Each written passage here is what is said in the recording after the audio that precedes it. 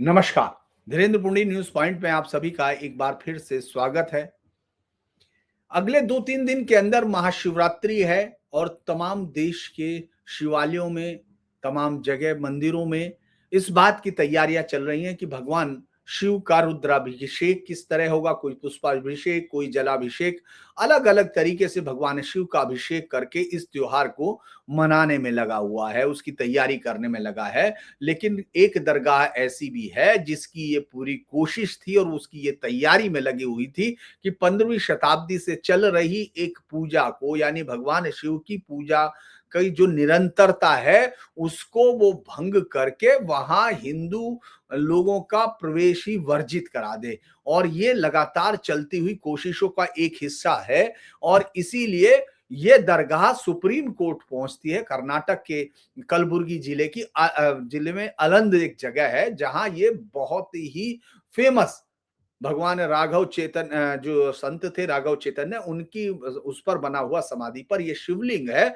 जिसमें पूजा को रुकवाने के लिए, क्योंकि शिवरात्रि आनी है, 15 को शिवरात्रि है, इसके लिए सुप्रीम कोर्ट में जल्दबाजी में अर्जेंट हियरिंग के लिए दरगाह पक्ष ने, जो लाडले मसाइख दरगाह उसको बोलते हैं वो लोग, क्योंकि लाडले हैं और ये सब चीजें आपको दिखता है कि किस तरह से वो सब बनी हुई हैं। इस देश में दरगाहों का इतिहास बार बार बताने की जरूरत नहीं, ये सबको मालूम है। तो वो इसलिए पहुंचे थे कि वहां 15 जुलाई को जो महाशिवरात्रि है उसकी पूजा ना हो सके, क्योंकि हिंदू वहां पहुंचकर जल चढ़ाएंगे। और ये एक 1991 का जो एक्ट है, प्लेसेस ऑफ वर्शिप एक्ट, उसका वायलेशन है। और चूंकि वायलेशन है तो इसलिए वहां पूजा होगी, इसको रुकवाया जाए। अब आपको लग रहा होगा कि जैसे बहुत सारे शिवलिंग पे दर्शन करने जा सकते होंगे और लोग मंदिर में जाएंगे तो दरगाह की शांति भंग हो जाएगी, ये सब नहीं। महज 15 लोग ही जाएंगे, ये भी हाई कोर्ट का आदेश है। वो 15 लोग भी बर्दाश्त नहीं है। क्यों? क्योंकि ये जो कब्जों से बनी हुई दरगाहें हैं, इनमें सबसे पहला दरअसल बना ही रुख ये था कि वो उस पूजा पद्धति को नष्ट करना है। तो जैसे भी संभव हो, इस देश में 1991 का जो places of worship act Congress सरकार ने दिया था, वो हिंदुस्तान के कानूनों का सबसे काला पन्ना है, जो आज भी इस देश के मुंह पर चिपका हुआ है। क्योंकि उसमें किसी उसकी बुनियाद इस तरह रखी गई है कि ताकि कोई भी इस्लामिक जो हमलावर बर्बर आताताई है, उनके किए गए जो हत्यारों के जो काम है, उन सबको वो ग्लोरीफाई कर सके, उनको रिपीट ना किया जाए। इसी के सहारा लेके बार बार आपने देखा होगा कि वो लोग यहां पहुंचते हैं जिनके जहन में आज तक पाकिस्तान है, या जो पाकिस्तानी आइडिया के साथ जिंदा रहना चाहते हैं, यहां और पाकिस्तान क्रिएट करना चाहते हैं। ये इस वाला मामला बड़ा इंटरेस्टिंग है, क्योंकि आज अलंद अलंद में जो है लाडले मसाइक दरगाह के मैनेजमेंट की कमेटी की पिटीशन पर सुनवाई करने से सुप्रीम कोर्ट ने मना कर दिया।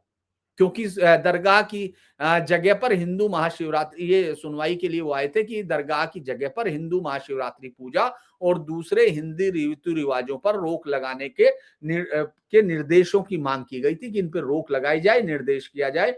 और दरगाह कमेटी ने भारत के संविधान के आर्टिकल 32 के तहत पिटीशन दी थी, चूंकि उसमें पहल आती है, उन सब पार्टियों को राहत के लिए सुप्रीम कोर्ट आने की इजाजत मिलती है जिसमें फंडामेंटल राइट का वायलेशन हुआ हो। ये इनके फंडामेंटल राइट का वायलेशन नहीं हुआ, ये दूसरे के फंडामेंटल को खत्म करने आए थे, राइट को।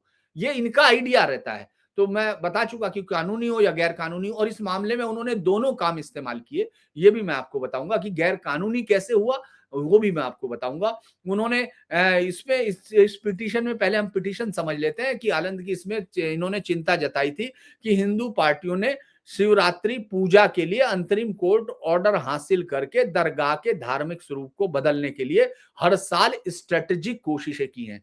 दरअसल ये इसलिए यहां तक आए थे क्योंकि सुप्रीम हाई कोर्ट में ये हिंदुओं को थोड़ी सी इजाजत मिल गई थी। उन्होंने तो मांगी थी 500 लोगों की, लेकिन उनको सिर्फ 15 लोगों को महाशिवरात्रि पे, वो भी लिमिटेड टाइम, यानी दोपहर के 2 बजे से शाम के 6 बजे तक महज 15 हिंदू लोग जाकर उस शिवलिंग पर पूजा कर सकते हैं, जिसको कि कोर्ट के आदेश पर हुए इंस्पेक्शंस में उसको माना गया था। उसका निरीक्षण हुआ, इंस्पेक्शन हुआ और उसमें उसको ये माना गया कि वो शिवलिंग है।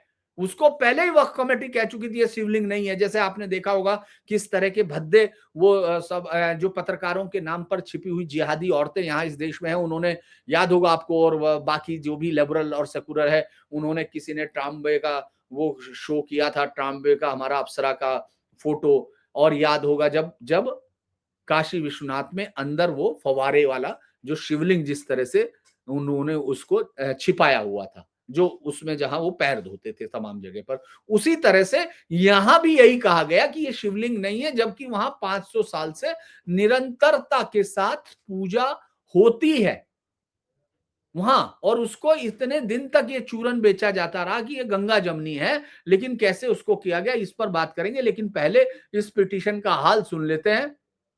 पिटीशन में कहा गया था कि ऐसी एक्टिविटीज ना हो कि धार्मिक स्वरूप बदल जाए, और वो जस्टिस दीपांकर शर्मा और जस्टिस एस सी शर्मा की बेंच ने कहा कि ये पिटीशन सही नहीं है, आर्टिकल 32 में इसका कोई राइट नहीं बनता है, और पिटीशन उन्होंने वापस ले ली। लेकिन ये असली बात यह है कि कल जस्टिस देश के सीजेआई सूर्यकांत और जस्टिस जयमाल्या बागची ने भी ठीक यही कहा था कि भाई पहले हाई कोर्ट जाने की बजाय आप यहां सुप्रीम कोर्ट क्यों चले आए, और सब कुछ आर्टिकल 32 में आ रहा, और ऐसा लग रहा कि पिटीशन इसलिए आ रही है क्योंकि कानून बहुत आसान है।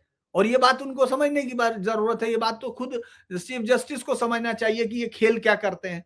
ये देश के साथ इतना बड़ा खेल कर रही हैं इस तरह की दरगाहें, और वो कि जैसे अगर वो ताकत से मिटा सकती हैं तो उसमें मिटा देती हैं, अगर कहीं दिक्कत है तो कानून के सहारे मिटा दें। ये सब खेल विक्टिम कार्ड के साथ खेला जाता है। तो उन्होंने कहा कि मैसेज ये जा रहा है, सीजेआई ने कहा कि हाई कोर्ट खत्म हो गया। ये सवाल इसलिए आया क्योंकि हाई कोर्ट ने हिंदुओं को जरा सी राहत दे दी थी, जो मैंने आपको बताया। अब झगड़े की बात क्या है? झगड़े की जगह है 14वीं शताब्दी के सूफी संत। अब आपको मालूम है सूफियों का क्या है, वो भी सब आपको कई बार पता हो चुका है, इसलिए बार बार दोहराने की जरूरत नहीं है। तो ये हजरत शेख अलादीन अंसारी जिसे कहा जाता है, इसको लाडले मसाइख भी कहा जाता है, पता नहीं क्यों उसको कहते होंगे। लेकिन 15वीं शताब्दी के एक हिंदू संत राघव चैतन्य के साथ जुड़ी हुई है। दोनों के अवशेष इसी जगह है। अब ये मैं आपको इसमें बाद में बताऊंगा मेरी रिसर्च क्या कहती है। और द हिंदू के मुताबिक ये राघव चैतन्य शिवलिंग नाम का स्ट्रक्चर भी इस जगह पर है। ये कह रहा है ये स्ट्रक्चर है, ये हिंदू की रिपोर्ट है, और इस जगह पर हिंदू मुस्लिम दोनों पूजा करते थे। लेकिन 2022 में पूजा के अधिकार को लेकर वो बढ़ गया था, तनाव बढ़ गया था, और 2025 में कर्नाटक हाई कोर्ट ने हिंदू समुदाय के 15 लोगों को राघव चैतन्य शिवलिंग पर शिवरात्रि पूजा करने की इजाजत दी थी। ये ऐसी खबर थी जिसको लेकर उनके जो पेट में दर्द होना तो स्वाभाविक है, क्योंकि वो तो कब्जे के लिए ही है। और कब्जा क्या है? कब्जा ये है कि दूसरा आदमी कभी भी अपने अधिकारों का वहां इस्तेमाल ना कर सके, तो उसी लिए पहुंचे थे। दरअसल सुनवाई के लिए तो तत्काल पे स्वीकार कर लिया गया था, लेकिन ये चल ही नहीं। सुनवाई सुप्रीम कोर्ट ने दे दिया ताकि ये इशारा हो। अब अगर हम इसको देखें, ये है क्या? ये दरअसल ये कहा जाता है दक्खन में सूफी परंपरा की शुरुआती वो है। ये 14वीं शताब्दी में अंसारी अलाउद्दीन के साथ जुड़ी है। संतों का प्रिय, लाडले मशाइख क्यों कहा गया? क्योंकि वो संतों का प्रिय था, ऐसा कहते हैं। और संत ये शब्द ही बेसिकली इस्तेमाल किया जाना नहीं चाहिए, क्योंकि किसी भी सूफी के साथ संत हो नहीं सकता है। सूफी कोई संत नहीं होता है, ये पहली बात है। ये इसमें कोई वो शब्द नहीं है। संत एक भारतीय परंपरा में उन ऋषियों के लिए कहा गया। ये जो जो जिस तरह के ये लोग हैं, उनका जिनका ज्यादातर का जो रिश्ता है वो धर्मांतरण से, जबरन बलात् रिश्तों से, बलात्कारों से, उन सब से जुड़ा हुआ है। और या इस्लामिक शासकों के लिए उनके लिए जासूसी करने से जुड़ा हुआ है, या फिर कन्वर्जन के लिए भारी भरकम तैयारियां और साजिशें रचने के लिए जुड़ा हुआ है। तो ये जो है, इनको कहा गया कि भाई इनको 1320 में कहीं दिल्ली के आसपास की लोखेड़ी जगह पर हुआ। इनके पिता और वो ये इनका नाम वाम भी दिया गया, और ये लोगों को इनको संतों से, ये क्यों संत लिखते हैं मुझे समझ में नहीं आता, इनको सानिध्य प्राप्त होने लगा। इनके दादा हजरत कबीरुल्लाह हुसैनी उन्हें अलग अलग दरबारों में ले जाते थे, और एक दिन किसी दिन वो हसैन नक्शबंदी के दरबार में ले गए, हसनुद्दीन नक्शबंदी।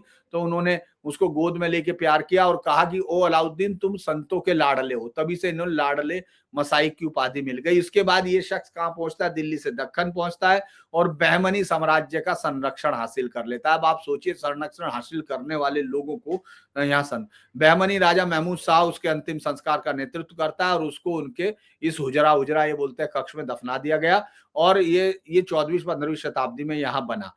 इसके बाद बीजापुर के सुल्तानों ने, और ये रहा कि 2 मीनार वाला, वो आपको फोटो दिख जाएगा, 47 एकड़ का है। एएसआई ने संरक्षित है, लेकिन एएसआई को आपको मालूम है, एएसआई को जिहादी माइंडसेट, वामपंथी एजेंडा पूरा चलाते रहे और वो उन तमाम जगह पर मस्जिदों में नमाज पढ़ने की छूट दी, तमाम चीजें दी, बस हिंदू मंदिरों को वहां कोई भी पूजा करने का किसी तरह का अख्तियार नहीं दिया गया था। और ये जो है अब यहाँ इसके बाद आप अब राघव चैतन्य जी का सुनेंगे, तो राघव चैतन्य जो है उनका दरगाह के बीच में एक वो है जो 15वीं शताब्दी के हिंदू जो संत है राघव चैतन्य से, राघव चैतन्य वैष्णव संत थे जिनकी समाधि अंदर है और इस समाधि पर शिवलिंग स्थापित है जिसे राघव चैतन्य शिवलिंग कहा जाता है। संत राघव चैतन्य को समर्थ गुरु रामदास का भी गुरु कहा जाता है। आपको मालूम होगा समर्थ गुरु रामदास जो है महाराजा शिवाजी के गुरु के तौर पर, उनके आध्यात्मिक मार्गदर्शक के तौर पर अलग अलग जगह पर जुड़ा हुआ।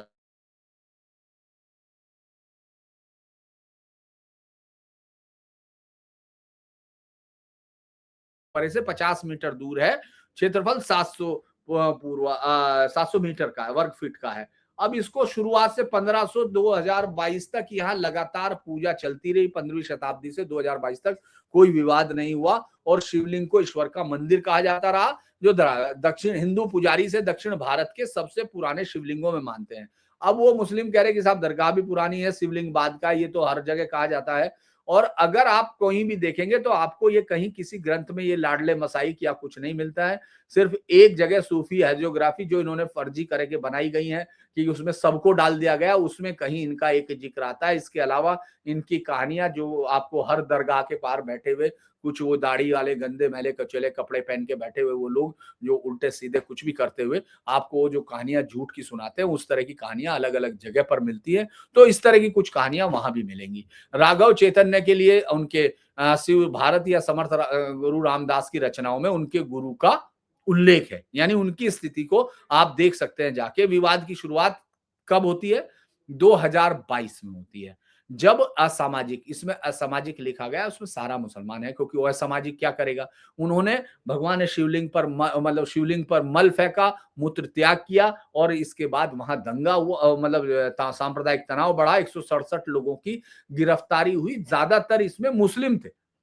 और अब इसके बाद जब ये हुआ तो 2022 में संगठनों ने, जो हिंदू संगठन थे, शुद्धिकरण पूजा का प्रयास किया और 2000 केंद्रीय मंत्री भगवंत खुब्बा ने इसका नेतृत्व किया था। 144 उस समय लगी थी, लेकिन जो फरवरी मार्च 2022 के बाद जो हिंसा हुई उसमें 5 एफआईआर दर्ज हुई, 167 गिरफ्तारियां हुई। फरवरी 2023 में कर्नाटक वक्फ ट्रिब्यूनल ने उर्स और शिव मूर्ति पूजा के लिए समय के स्लॉट दे दिए। मुस्लिम 8 AM से 12 बजे, हिंदू 2 से 6 बजे। और जब ये लोग गए, दोनों तरफ 15 थे, और जब ये लोग हाई कोर्ट गए, कुछ लोग इसके खिलाफ में, और आपको मालूम है कौन गए थे, उन्होंने तब इसको हाई कोर्ट ने बरकरार रखा। फिर फरवरी 2025 में आए, सिद्धारमैया हेरामठ की याचिका पर हाई कोर्ट ने 15 हिंदुओं को पूजा की वो दी और वक्फ बोर्ड ने शिवलिंग के अस्तित्व पर सवाल उठाया। भाई वक्फ बोर्ड ने कहा कि साहब ये तो शिवलिंग ही नहीं है, ये सब क्या है? अब उनको लगा कि अब ये जमीन तो कब्जानी है, तो उसमें अब तक वो जो गंगा जमनी वो सब धुल गई। और फिर इस पर जांच जर साइट पर पहुंचे तो वो पता चला कि वो शिवलिंग है। इन्हीं सबको देखने के बाद तो हाई कोर्ट ने इजाजत दी थी। अब 2026 की पूजा से पहले ही वो पहुंच गए, उनको ये लगा कि साहब ये तो बड़ा मुश्किल हो जाएगा, इनको रोकना पड़ेगा, तो वो पहले से ही पहुंच गए। और मैंने अलग अलग जगह चूंकि चेक करना था कि ये हुआ कैसे, क्योंकि अगर राघव चैतन्य ने क्या शिवलिंग स्थापित किया था ये कहीं नहीं पता चला, यानी उससे पहले का ये शिवलिंग है और ये शिवलिंग वहां मौजूद है।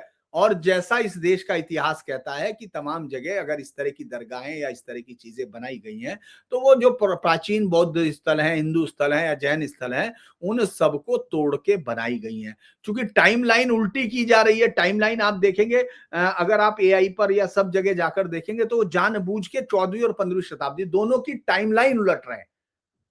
राघव चैतन्य कब हुए, ये हुए, उस पर बात नहीं कर रहे हैं। वो कह रहे हैं कि साहब उनके बाद हुआ, यानी 100 साल बाद हुआ, दरगाह पहले बनी। तो ये मैंने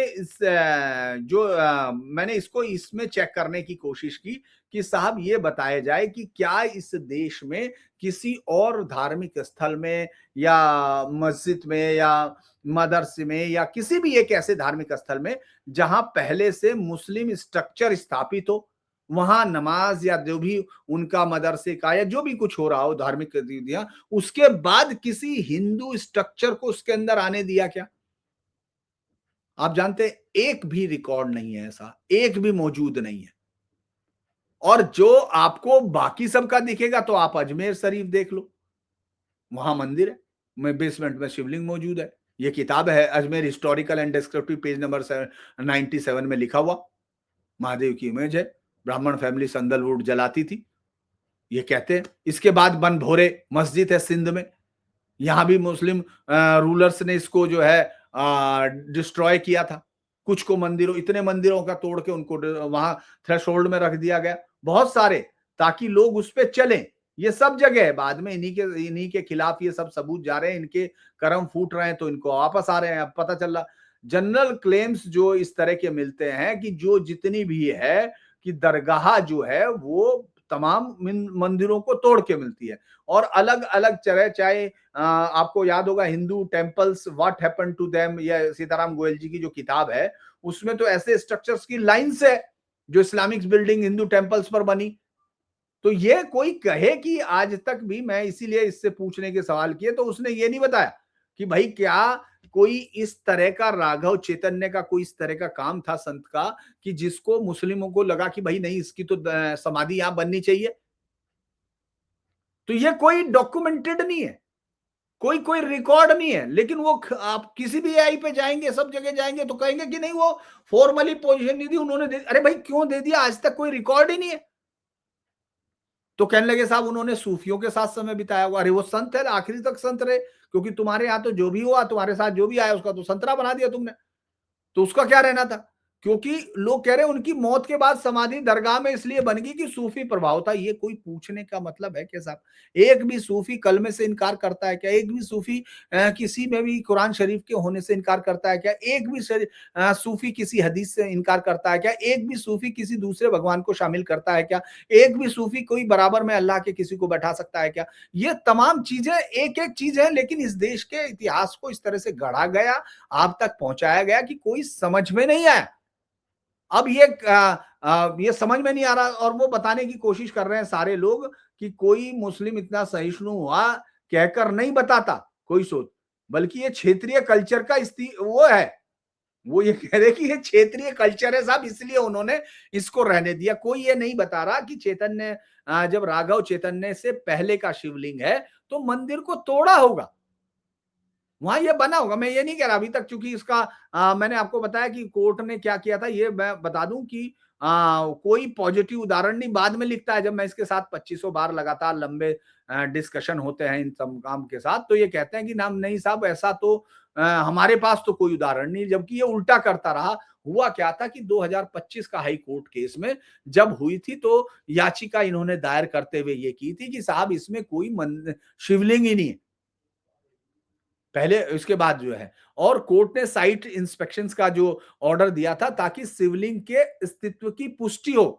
इंस्पेक्शंस कलबुर्गी हाईकोर्ट द्वारा कराया गया। जजों, वकीलों, लोकल अथॉरिटी, पुलिस और पुरातत्व विभाग शामिल थे। अगर हम रिपोर्ट्स के मुख्य पॉइंट्स देखते हैं तो शिवलिंग की लोकेशन ये हजरत अहमद मोहिउद्दीन मर्दाना ए गैब, जिसको कहते हैं कि कब्र के आधार में दबा हुआ, मुख्य मकबरे से लगभग 50 मीटर दूर, क्षेत्रफल 700 वर्ग फुट का। इंस्पेक्शन से पुष्टि हुई कि शिवलिंग एक सिलेंडर आकार का पत्थर है जो 15वीं शताब्दी के संत राघव की समाधि पर स्थापित है। और यह ऐतिहासिक वेरिफिकेशन किया गया कि शिवलिंग की पूजा 15वीं शताब्दी से लगातार जारी है। और एक लोकल जोशी परिवार डेली पूजा करता है, कोई बदलाव नहीं आया। 2022 की अपवित्रता का जिक्र उसमें है, जिसमें मैंने आपको बताया कि उसके ऊपर मलमूत्र डाला गया और किसने डाला ये भी तय हुआ। रिपोर्ट का निष्कर्ष क्या था कि शिवलिंग का अस्तित्व साबित हो गया, वक्फ बोर्ड का दावा गलत साबित हो गया और इंस्पेक्शन के बाद ही इस पूजा की अनुमति दी गई। सख्त सुरक्षा लगाई गई, भारी पुलिस बल रहा। रिपोर्ट पब्लिक डोमेन में नहीं है, लेकिन पूरा अलग अलग तरीके से समरी उसकी सब जगह है। अब ये जो जस्टिस के नटराजन की बेंच में जहां तक मेरी जानकारी जो दलील हुई थी और पिटिशनर इसमें सिद्धारमैया हिरेमठ था और जो लोग 2022 के उस शिवलिंग के साथ की गई अभद्रता के बाद जिन्होंने लॉन्ग मार्च किया था वही लोग पिटिशनर बने कि ये 15वीं शताब्दी से पहले से मौजूद है, यहाँ दक्षिण भारत के सबसे पुराने शिव स्थलों में है और ये पूजा अधिकार इनको कंटिन्यू 15वीं शताब्दी से है। अगर 2022 में जो अपवित्रता मल फेंकना मूत्र त्याग के बाद शुद्धिकरण पूजा जरूरी है, तब 500 लोगों की अनुमति मांगी थी, तब 15 लोगों को दिया गया था। मुस्लिम पक्ष ने कहा कि साहब कोई शिवलिंग नहीं, कहा कि साइट पे शिवलिंग ही मौजूद नहीं है और हिंदू पक्ष जो है इसका कैरेक्टर बदलने की कोशिश कर रहा है। साइट का चरित्र सूफी संत हजरत सैयद अलाउद्दीन अंसारी से जुड़ा हुआ ये इस्लामिक स्थल है। नियमित पूजा ना हो, अगर स्थायी पूजा दी गई तो स्थायी प्रैक्टिस बन जाएगी। 22 में साइट्स के सवाल पर यह असली कहानी है, क्योंकि जैसे ही वहां जाने लगेंगे आपका कारनामा दिखने लगेगा। वक्फ प्रॉपर्टी वो कह रहे हैं, लेकिन वक्फ प्रॉपर्टी में एक ऐसे कोर्ट ने देखा कि भाई दावों की जांच करनी चाहिए, इसीलिए इंस्पेक्शन किया गया और इसके बाद उसने मान लिया कि भाई ये जो है सीधे तौर पर यहाँ शिवलिंग है और इसको जो है पूजा होगी, इसके लिए दिया गया। अब चूंकि ये 2026 है, 2025 में अनुमति मिल चुकी, तो कहीं वो और ना हो जाए, इसके लिए ही साहब खलील अंसारी साहब दरगाह मैनेजमेंट के आर्टिकल 32 के साथ पहुंच गए कि साहब अब आप उसको बंद कीजिए। लेकिन सुप्रीम कोर्ट ने पूजा पर कोई निषेध नहीं किया, इसीलिए कर्नाटक हाई कोर्ट के पिछले फैसलों के साथ जो मिली इंटरिम रिलीफ है वो कंटिन्यू जारी रहेगी। इसीलिए इस बार की शिवरात्रि पर कम से कम वहां ये पूजा होगी। राघव चैतन्य शिवलिंग पर शिवरात्रि के दिन 15 हिंदू 2 से 6 बजे तक पूजा कर सकेंगे।